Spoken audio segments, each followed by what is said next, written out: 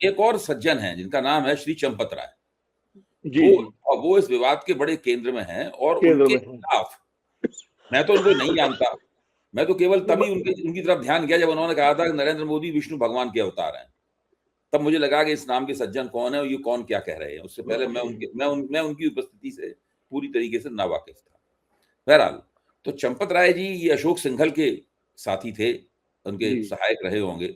अशोक सिंघल जब नहीं रहे तो उनकी जगह राम मंदिर का पूरा काम उनको सौंप दिया गया। वही सारा व्यवस्था कर रहे हैं, वही सारे उसके केंद्र में हैं और ऐसा समझा जाता है कि वो बहुत शक्तिशाली हैं।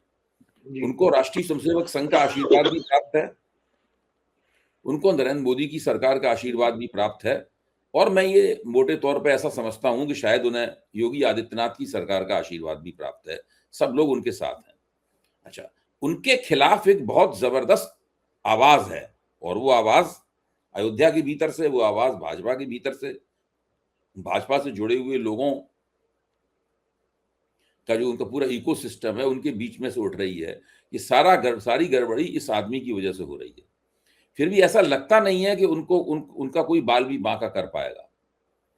जब ऐसा होता है तो ऐसा लगता है कि जो गड़बड़ी हो रही है, यानी देखिए 200 करोड़ रुपए के घोटाले की बात है, हीरों की शिलाएं, चांदी की शिलाएं, सोने की शिलाएं।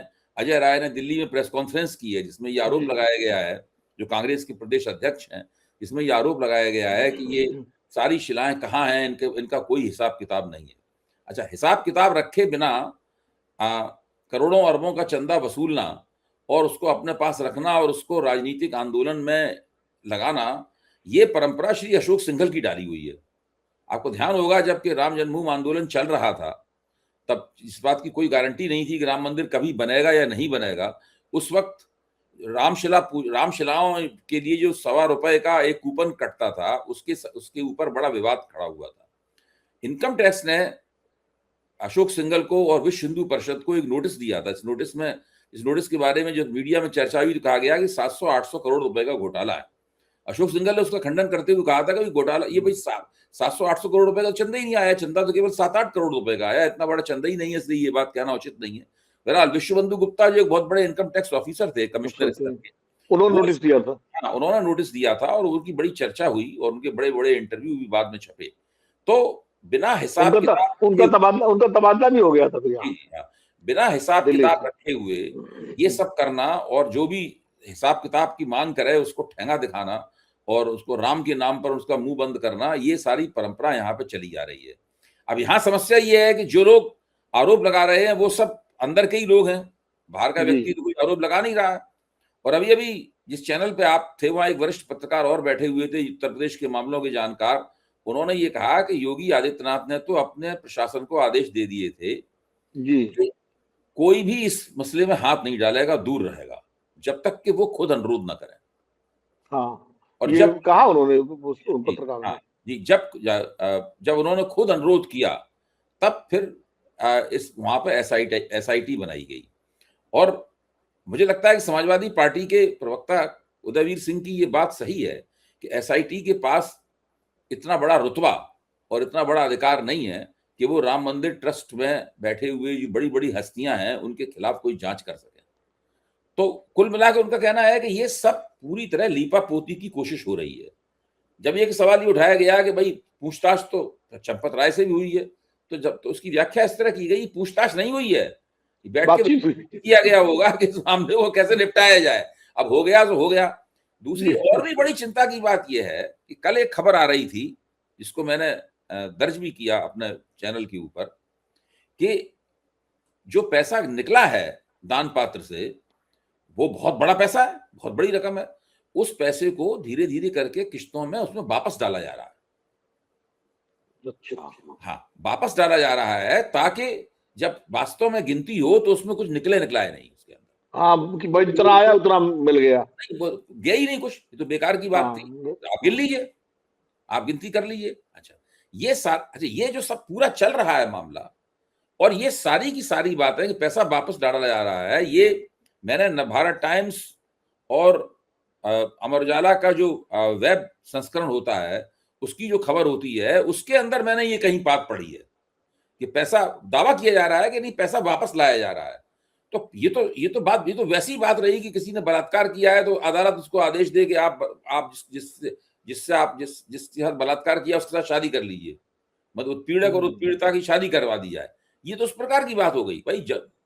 जब गबन हुआ है, चंदे में से गबन हुआ है, दान पात्र में से, तो उसकी जिम्मेदारी तय होनी चाहिए, उनको पकड़ा जाना चाहिए, सजा दी जानी चाहिए और भविष्य में गबन न हो पाए इसका हीन बंदोबस्त किया जाना चाहिए। ये कर्तव्य सरकार का और ट्रस्ट का है। ट्रस्ट इतना शक्तिशाली है कि कोई भी सरकार उसके कामकाज में दखल नहीं देना चाहती, उससे बिल्कुल रहना चाहती है। और इसलिए ट्रस्ट एक तरह से अपने आप में एक कानून बन गया है ट्रस्ट। विनोद जी। जी नहीं, आपने बड़ा तफसील से बताया, और वो मैं बताने वाला था जो इनका आपने जिक्र किया, पत्रकार थे जो मनोज राजेंद्र त्रिपाठी, जिन्होंने बात कही थी। हाँ, काफी जानकार हैं वो। तो उनसे ही मेरी बात हुई थी बाद में अलग से, तो वो भी बता रहे थे, कहते कि काफी जो प्रतिदिन जो दान का पैसा आता है उसकी बड़ी रकम, काफी बड़ी रकम है उसकी, मतलब उसका तो वो सारा हिसाब किताब मिलाने की कोशिश हो रही है। अच्छा, कुछ कर्मचारियों के कुछ पैसे मिले भी हैं इस मामले में। देखिए, ये आपको मैं बताऊं अभय जी, कि चंपत राय का जो नाम आया, चंपत राय जी जो हैं वो विश्व हिंदू परिषद के बड़े पुराने नेता हैं, कार्यकर्ता हैं, और अशोक सिंघल जी के साथ थे, और इसीलिए अशोक सिंघल जी के बाद चंपत राय को ये जिम्मेदारी दी गई। उनको बड़ा काफी ताकतवर है वो संघ परिवार में उसमें। और जब ये संजय सिंह ने जब ये जमीन घोटाले वाला मामला उठाया था, तो उसमें भी उन्होंने चंपत राय पे सीधा आरोप लगाया था। और अभी संजय सिंह ने फिर एक मामला उठाया है जमीन का ही, खरीद फरोख्त का, पूरा प्रेस कॉन्फ्रेंस की है। फिर उन्होंने उसमें भी चंपत राय को इन पर ही आरोप लगाया है। वो जो संतोष दुबे हैं, जिनका मैं जिक्र किया, जो कार सेवक रहे अयोध्या के, वो भी सीधे चंपत राय का ही नाम ले रहे हैं। इस तरह के लोग हैं। अब सवाल ये है कि लगातार विवादों में चंपत राय आ रहे हैं, इसके बावजूद वो जब ट्रस्ट के उसके सबका सदस्यता मुख्य रूप से बने हुए हैं। मुझे एक चीज नहीं समझ में आती है कि मान लीजिए, देखिए, ये तमाम इस तरह के जो धार्मिक स्थल हैं या सार्वजनिक जो इसमें चंदा वंदे को लेके घपले घोटाले कोई नई बात नहीं है। ये तमाम संस्थाओं में इस तरह की शिकायतें आती हैं, लेकिन उसका तरीका ये होता है कि जो शीर्षस्थ लोग होते हैं, जिम्मेदार लोग होते हैं, वो जब देखते हैं कि भाई, तो तुरंत इंटरनली एक जांच करा करके और उस व्यक्ति के खिलाफ कार्रवाई करके और पुलिस में इसकी रिपोर्ट दर्ज कराते हैं और उसके खिलाफ कार्रवाई कर दी जाती है कि भाई ये आदमी था, इसको निकाल दिया गया और इसके खिलाफ अपनी 420 का मुकदमा दर्ज किया गया गबन का। यहाँ तो ऐसा कुछ नहीं हो रहा। यहाँ तो एक एसआईटी आई है, वो पूछताछ कर रही है, बातचीत कर रही है, क्या कर रही है। वरना अगर इसमें क्या दिक्कत है? अब ये भी खबर है सीसीटीवी के फुटेज डिलीट कर दिए गए, तो सीसीटीवी पे लगाया क्यों गया था? अभी फुटेज डिलीट क्यों डिलीट किए गए? किसके कहने में डिलीट किए गए और किसने डिलीट किए? तो ये सब तो भाई पता करने में कितना लगता है। ईमानदारी से तो ये है कि जो अगर ईमानदारी से पता लगाया जाए तो 1-2 घंटे में सारी जांच हो सकती है। सारी जांच हो सकती है, वही मैं कह रहा हूँ। ये कोई बहुत बड़ा वो नहीं है कि कोई ईरान और अमेरिका के बीच का मसला हो कि कहां से जो है क्या हुआ। ये तो ऐसी चीज है कि भाई, जिनकी ड्यूटी लगी हुई है दान पेटी में, जो सीसीटीवी जो लोग देख रहे हैं, चेक कर रहे हैं, उन सबको बुला के पूछ करके उस दिन किस कब कब गया हुआ हिसाब किताब 2 घंटे 3 घंटे या पूरे दिन में फटाफट सामने आ सकता है और तुरंत दोषी लोग चिन्हित किए जा सकते हैं और चिन्हित करने के बाद उनके खिलाफ कार्रवाई की जा सकती है, कानूनी कार्रवाई भी और विभागीय कार्रवाई भी। बिल्कुल, इसमें कौन, और अगर ऐसा कर दे तो कोई दिक्कत ही नहीं है। लेकिन पहले तो देखिए, पहले तो डिनायल के साथ कुछ हो ही नहीं है। पहले तो सीधे सीधे ट्रस्ट की तरफ से, मंदिर की तरफ से, और यही नहीं, पूरे संघ परिवार के इकोसिस्टम की तरफ से एक आगे कुछ नहीं है, और अखिलेश यादव के तमाम तरह की टीका टिप्पणी की गई। जब मामला गर्म हुआ और अंदर के ही लोगों ने बताया कि भाई ये तो अखिलेश यादव भी जो कह रहे हैं वो तो उसकी पुष्टि तो इनकी रजनीश मिश्र की चिट्ठी से हो रही है, उसकी तो ये जो आपके ऑडिटर है जो उनके बयान से हो रही है, ये सारे अंदर के लोग हैं। और तो अब उसके बाद चीजें खुलने लगी, अखबारों में रिपोर्ट आने लगी, अखबारों ने, मीडिया ने, वहां जो स्थानीय पत्रकार है उन्होंने उन अखबारों में रिपोर्ट आई जिनको एक तरह आमतौर पर एक अखबार तो देश का बड़ा अखबार है, जिसको माना जाता है कि वो विश्व हिंदू परिषद और भाजपा का हिंदुत्ववादी लाइन लेता है हमेशा, उसने खूब खबर छापी इसकी। फिर और अखबारों ने भी छापी सारे। तो जब खबरें, तब फिर जब डिनाइल चला गया, तब ये जांच का क्या कहते हैं, ये वो औपचारिकता हो रही है। मतलब जो औपचारिकता ही कहूंगा, वरना तो सीधे सीधे जाके ट्रस्ट के किसी जिम्मेदार पदाधिकारी को जाके, जो थाना है वहां पर, वहां एफआईआर करनी चाहिए थी। और एफआईआर के बाद पुलिस आती, पुलिस सारा रिकॉर्ड देखती, और उसके बाद फिर एसआईटी गठित होती और एसआईटी करती, और या फिर केंद्र सरकार सीधे कह देती भाई सीबीआई इसकी जांच करे, और राज्य सरकार कह देती सीबीआई जांच करे, और सीबीआई जो है आके कर लेती। तो वो तो कुछ हो नहीं रहा है। तो मुझे लगता है कि कहीं ना कहीं क्या मसला है, ये बड़ा एक प्रश्न जो है कि क्यों इसमें इतनी हीला हवाली ढीला डाली हो रही है, जबकि राम मंदिर जो है संवेदनशील मुद्दा, जो पूरी तरह से भारतीय जनता पार्टी का ही अपना प्रोजेक्ट था, विश्व हिंदू परिषद का प्रोजेक्ट था, जो राष्ट्रीय स्वयंसेवक संघ का प्रोजेक्ट रहा, उसमें इस तरह की गड़बड़ी पाई गई और संघ परिवार मौन है। आप देखिए, इतने बड़े मुद्दे पर संघ परिवार के किसी बड़े पदाधिकारी का, संघ परिवार से मतलब आरएसएस, आरएसएस चाहे सरसंघ चालक हो, चाहे सरकारी विभाग हो, या क्षेत्रीय जो उनके प्रांत प्रचारक, क्षेत्र प्रचारक, तमाम पदाधिकारी होते हैं, किसी का कोई बयान मैंने नहीं देखा। इसको लेकर के गंभीरता से बयान आया कि भाई इस पे जो है कड़ी जांच होनी चाहिए या होना चाहिए, और कौन इसके पीछे जिम्मेदार है, कुछ नहीं आया, बिल्कुल एकदम मौन है। अब क्यों ऐसा मौन है, जबकि जरा जरा सी बात पे संघ जो है कि लोग तुरंत आ जाते हैं मैदान में। और ये तो हिंदुओं की आस्था का सबसे बड़ा केंद्र बनाया गया है ना, और हिंदुत्व की रक्षा करना तो संघ, राष्ट्रीय स्वयंसेवक संघ अपना धार्मिक, आध्यात्मिक, सात्विक, नैतिक सब कर्तव्य समझता है। मुझे तो तो इसमें ऐसे में अखिलेश यादव का एक जो वक्तव्य है जी, वो मुझे काफी ईमानी खेज लग रहा है। उन्होंने कहा देखिए डबल इंजन की सरकार है और दोनों इंजनों की बड़ी बड़ी टंकियां हैं, दोनों इंजनों की बड़ी बड़ी टंकियां हैं, इन टंकियों को भी तो भरा जाना है। अब देखिए, ये अखिलेश जी बात कह सकते हैं, ये बात आप और हम नहीं कह सकते। अखिलेश जी राजनीतिक रूप से राजनेता हैं, वो एक आरोप लगा सकते हैं, लेकिन हम आप ये आरोप तभी लगा सकते हैं जब हमारे पास कुछ तथ्य हो।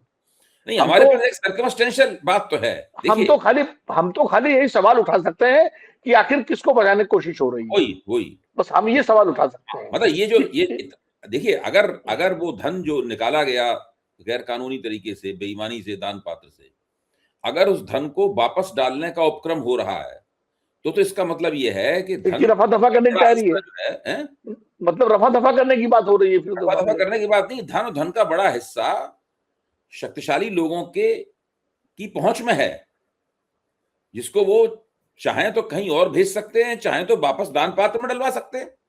हाँ, अगर ऐसा हो रहा है, अगर ऐसा है तो फिर ये तो सवाल उठेगा ही कि वो कौन लोग हैं जिनकी पहुंच में ये सब चीजें हैं, और उसके बाद वो पहले निकल गया फिर वापस आ गया, तो आमतौर इसको पे क्या होता है, संस्थाओं में कोई व्यक्ति छोटा मोटा गबन कर लेता है तो उसको पकड़ के सजा हाँ दी जाती है और उससे लिखवा के ले लिया जाता है, माफीनामा लिखवा लिया जाता है, और वो पैसा जो गबन का होता है वो कहता है वापस कर दे भाई, तो तुझे छोड़ जी। छाड़ देंगे सर। ये इस तरह होता है, लेकिन यहाँ तो मामला 200 करोड़ का आया, और 200 करोड़ का गबन एक दिन में तो होता नहीं है, वो तो धीरे धीरे करके हुआ होगा। अब 200 करोड़ की फिगर सोशल मीडिया पे आई, अभी कोई बहुत ऐसा मतलब उस पे नहीं है, 7 करोड़ से बात शुरू हुई थी लेकिन है करोड़ों में, ये कह हाँ, सकते करोड़ों में, तो वो तो धीरे धीरे करके हुआ होगा, कोई एक एक क्षण में तो नहीं हुआ होगा वो पूरा हैं। का हाँ, पूरा। तो जिस तरीके से सरकार इसको निपटा रही है इस मामले को, उससे परिस्थिति और भी ज्यादा संगीन हो जाती है और शक के बादल और गहरा जाते हैं। नहीं, बार बार यही सवाल उठता है कि भाई एफआईआर अभी तक क्यों नहीं हुई, और एफआईआर अगर नहीं हुई तो किसके दबाव या प्रभाव में नहीं हुई, और आखिर किसको बचाने की कोशिश की जा रही है, कौन इसके पीछे है, जिन सज्जन पे आरोप लग रहा है या जिन जो विवाद के केंद्र में है, कुछ समय के लिए वो अपने को ट्रस्ट से अलग क्यों नहीं कर लेते। बेहतर तो यही होता है भाई, बड़ी नैतिकता की, शुद्धता की, शुचिता की बात करते हैं संघ परिवार के सारे लोग। तो मान लीजिए किसी एक व्यक्ति पर अगर आरोप लग रहा है या उसके नाम पर तम अंदर के ही लोग सवाल उठा रहे हैं, तो वो व्यक्ति खुद ही कह दे कि भाई मैं फिलहाल जब तक ये जांच पूरी नहीं हो जाती और मैं पाक साफ होकर नहीं आता, तब तक मैं अपने को इससे अलग कर रहा हूँ। और वो तो इसमें क्या दिक्कत है, वो अलग हो जाए। और उस पर ये तो होता ही है ना, कभी किसी अधिकारी के खिलाफ भी जांच होती है तो उस अधिकारी को वहां से ट्रांसफर कर दिया जाता है। अदालत में कोई जज अगर है और कोई अभियुक्त ये कर दे कि साहब हमें इन पे भरोसा नहीं है, तो वो अपने को अलग कर लेते हैं। तो ये तो सामान्य सी बात है। तो अगर मान लीजिए चंपत राय पर सबसे ज्यादा आरोप लग रहे हैं या उन पर विवाद है, तो चंपत राय जी को, वो तो स्वयं सेवक हैं और उनका तो जैसा कहा जाता है कि वो खाली उबली हुई खिचड़ी और थोड़ा सा बहुत सामान्य सा खाना खाते हैं और बड़े त्यागी, उनका जीवन बड़ा वैरागी और त्यागी किस्म का है, जो बताते हैं संघ के लोग, सब लोग, कि तो बहुत ही निस्वार्थ किस्म के हैं, तो उसमें उनको अपने को विड्रॉ करने में क्या दिक्कत है, कोई कर ले विड्रॉ इस। और मैं तो कह रहा हूँ भाई बहुत अच्छा है, वो बिल्कुल पाक साफ होंगे, बहुत उनके ऊपर लगे हुए आरोप झूठे साबित हो, लेकिन जब सीता माता की परीक्षा दे सकती हैं तो चंपत राय क्यों नहीं दे सकते? चंपत राय जी क्यों नहीं दे सकते, इसमें क्या दिक्कत है? ठीक बात। बहुत बहुत धन्यवाद विनोद जी। हम लोगों ने अभी तक जितने तथ्य हैं उनके आधार पर हमने इस विषय पर चर्चा की, और मेरे ख्याल से अब मामला बिल्कुल सार्वजनिक जीवन में आ गया है, पब्लिक डोमेन में आ गया है, चीजें छिप नहीं सकती।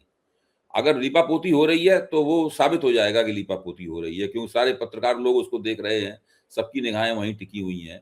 अब विनय कटियार बयान कितना भी बदल लें, वो जो अपराधी हैं उनको वो बचा नहीं पाएंगे, उनका किसी न किसी रूप में तो नाम सामने आएगा ही, क्योंकि जो घोटाला है वो निश्चित रूप से शॉकिंग है, मतलब सब लोगों क्योंकि को मामला मर्यादा पुरुषोत्तम भगवान श्री राम के जन्मस्थल का है, जन्मस्थल का है, और उस जन्मस्थल की वजह से इन लोगों की सरकार बनी, सरकार बनी, पहले भी बनी और बाद में भी बनी सरकार। देखिए अब क्या होता है। बहुत बहुत धन्यवाद।